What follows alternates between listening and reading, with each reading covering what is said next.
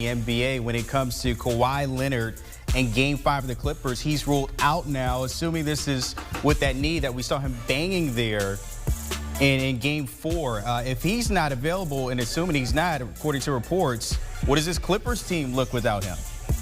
It looks like a team where I'm going to bet all the money on their opponent. I'm going to be redundant, but this GM called this like some sort of NBA Nostradamus.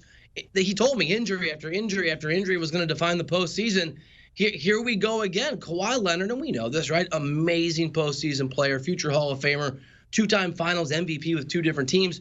This is the dude. This is the straw that stirs the drink for the Clippers. Despite how great at times Paul George has played, I think it's very, very difficult for the Clippers to realize their ambitions without Kawhi. And maybe I'll be proven wrong. Maybe PG will come out there and be spectacular. But this is a Clippers team that has a ceiling that's remarkable, a floor that I think is markedly low for a championship contender.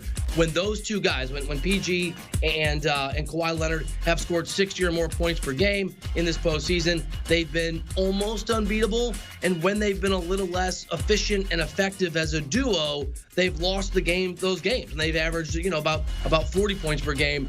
It's going to be really hard for Paul George to pick up the load for Kawhi Leonard, plus his own output that they need.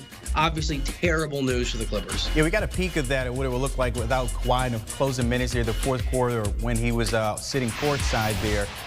You talk about Paul George. Is this going to be a performance where we get playoff P or pandemic P, as some people are calling him on Twitter here tonight?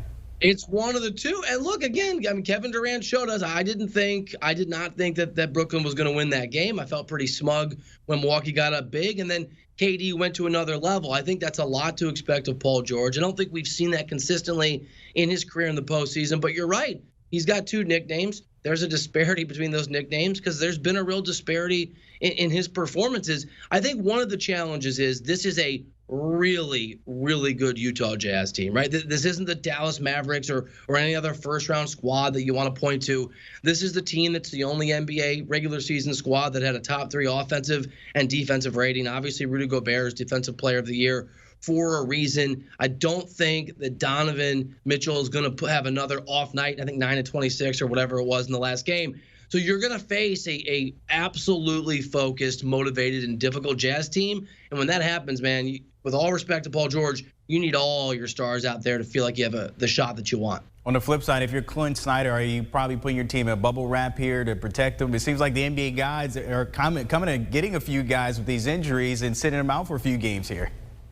Yeah, burn some incense, get the lucky rabbit's feet, go look for some 4-leaf clovers, go to church an extra day, whatever it is. Yeah, bubble wrap, send all the bubble wrap all the time to the Jazz's team hotel and those individual players' homes. Because you're right.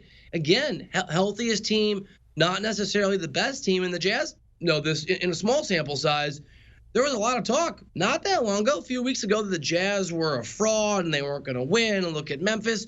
Because Donovan Mitchell missed game 1 of that series. They lost that game. He comes back, fingers crossed. He's been healthy, returned from that injury, and they've been off and running. The teams that are still contenders in Vegas's eyes, right, are the teams, for the most part, that are healthy right now. And so if the Jazz want to realize the goals they have, and one of the favorites to win an NBA championship, got to stay healthy, got to stay healthy, got to stay healthy. All right, makes Game 5 a little bit interesting. Of course, this one tied at 2 games apiece between the two. That one tipping off at 10 p.m. Eastern. Bill Reiter checking in this morning, doing a little double duty for us.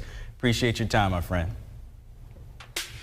So taking a look at it again, he just mentioned it, what this team looks like with the two. Look, Game 1 and 2, you can kind of wipe that slate clean. Games 3 and 4, the PG and the Claw that we thought we were going to see a couple years ago in the bubble showed up those past 2 games, but you won't have Kawhi Leonard ruled out according to reports tonight. Probably question marks towards that knee colliding with Rudy Gobert in Game 4. You got a glimpse of it, as I mentioned to Bill, what it might look like. The Clippers are kind of losing their way towards the end, but able to win that game. It'll be interesting to see how PG gets it done. Are we going to get playoff P or pandemic P in Game 5? That one, again, tips off at 10 p.m. Eastern. Do you want a sports network that delivers everything that matters about the game? The highlights, the picks, the instant analysis. No yelling, no fake debates, no politics. Hit the subscribe button and never miss a moment.